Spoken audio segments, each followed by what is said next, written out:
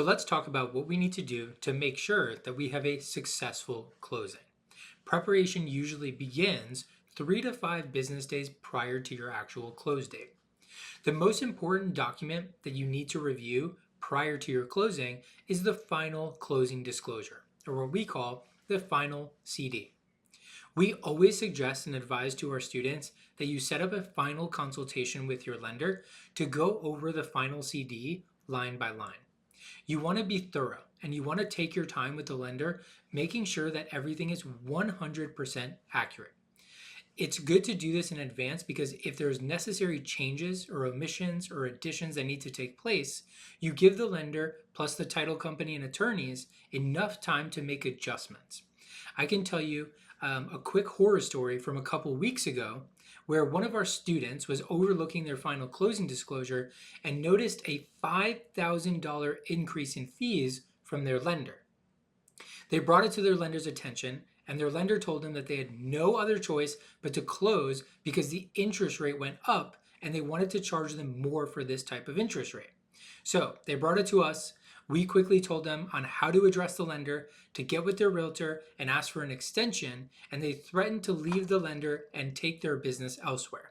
Lo and behold, within 24 hours, the points were removed from the final closing disclosure, and within 72 hours, our buyer was back at the closing table with 100% confidence on their final closing disclosure. Next is the final walkthrough of the home. You want to make sure this is arranged 2 to 3 business days prior to your actual close date.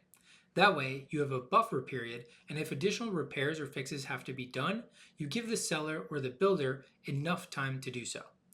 Final walkthroughs are especially imperative for new build homes or new construction homes. That's because a lot of the time, the builder is going to be working on the home as you go through the mortgage process leading up to your close date. So a lot of the time, they're not going to finish the actual work until 7 or 10 days prior to your close date. So for this reason, you want to make sure you do this final walkthrough, that you inspect all of the work that's been done over the last 30 days. And if you need repairs or fixes, again, we're giving the builder enough time to get in there and make those additional fixes or repairs. You lose a lot of leverage as a buyer the second that you close and transfer your funds to the builder. The builder is going to be less inclined to go out there and make sure that the home is in good standing and make sure that they can get out there and do those repairs and those fixes. Next, let's make sure that we always arrange our move 2 to 3 days after our official close date. That way, you're providing yourself with a necessary buffer period just in case something comes up in the 11th hour. We've had students in the past that have arranged their closing the same day as their move-in date, and for whatever reason, the lender needed an extra 24 or 48 hours. This can lead to catastrophic results in the 11th hour and additional fees and costs for our buyers up to $500, $1,000, $2,000. So don't fumble in the 11th hour. Just make sure you give yourself that buffer period, and that way you're not opening yourself up to unnecessary risk. Last but not least, let's make sure our home is move-in ready. Arrange to have all the utilities moved into your name in advance. That way, you can have fun the first couple days and nights that you're in your brand new home. Before we move on to closing and funding our deal, let's always make sure that we're prepared for success. We've prepared a checklist for you that's going to cover everything I just spoke about. In the class here, download our checklist and make sure you go through this thoroughly prior to your close date. This will ensure that you have a smooth closing and that you're set up for success your first day as a homeowner. Let's get this deal funded and closed. There are 2 acceptable forms of payment to collect your remaining cash to close on the day of closing. The first one is a wire.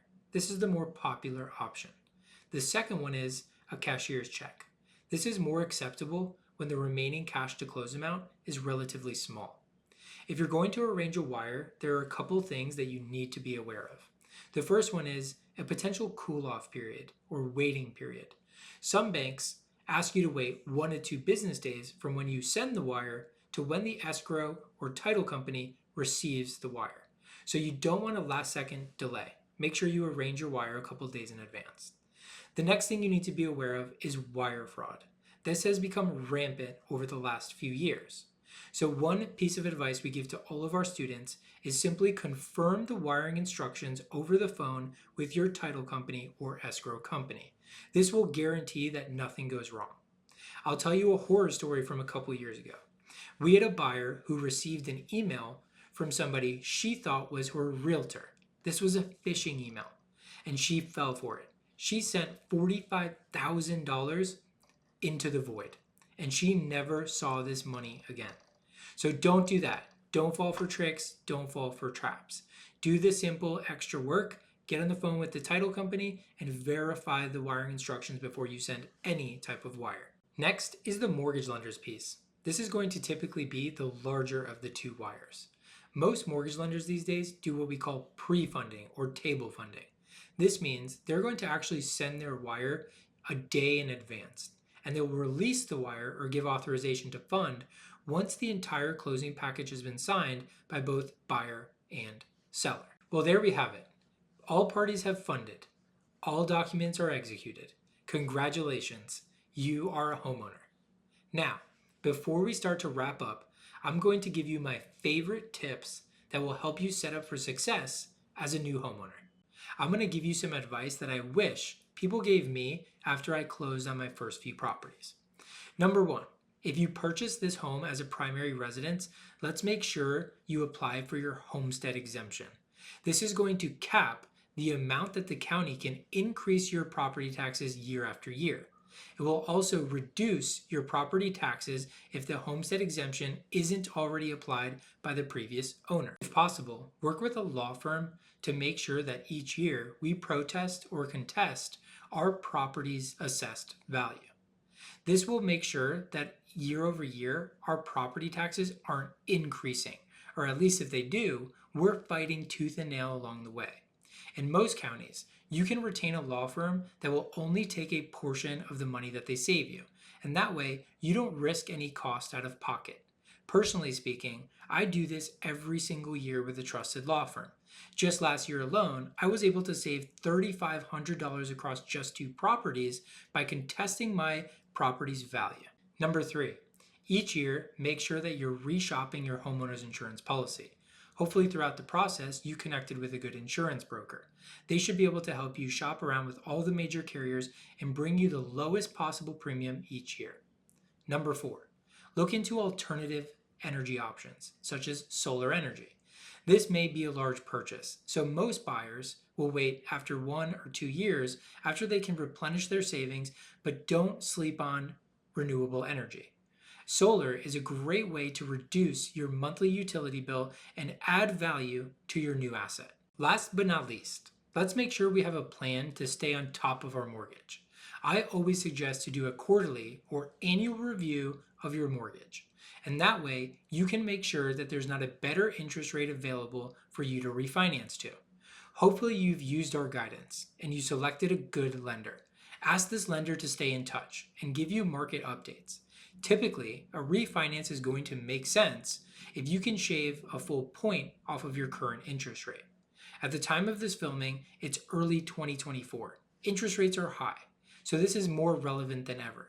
The chances are, over the next 12 or 24 months, there's going to be a great opportunity to refinance and save hundreds of dollars a month on interest.